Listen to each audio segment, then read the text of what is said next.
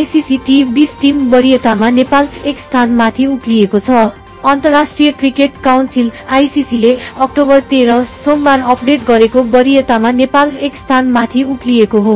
नेपाल यसअघि 18औं स्थानमा रहेको थियो।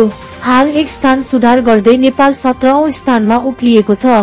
ओमानमा जारी आईसीसी टी20 विश्वकप छनौटको खेल खेलिरहेको नेपालले आफ्नो अविजित यात्रा कायम राखेको छ। वरियतामा सुधार हुने अर्को महत्वपूर्ण पक्ष भने नेपालले 3 खेल सम्मिलित वेस्ट इन्डिजसँगको सिरिज 2-1 ले जित्नु हो। नेपालले पहिलो पटक टेस्ट राष्ट्रसँग सिरिज खेलेको थियो जसमा नेपालले जित निकालेको थियो। नेपालले हाल आईसीसी टी20 विश्वकप एसिया तथा पूर्वी एसिया क्षेत्र छनौट अन्तर्गत सुपर 6 को खेलमा लगातार 2 जित दर्ता गरेको छ।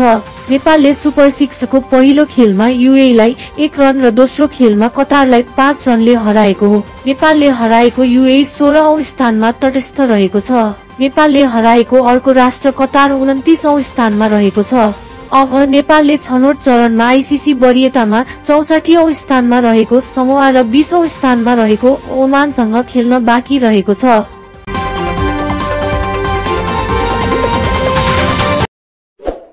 ताजा समाचारका लागि हाम्रो च्यानललाई सब्स्क्राइब गर्नुहोस्।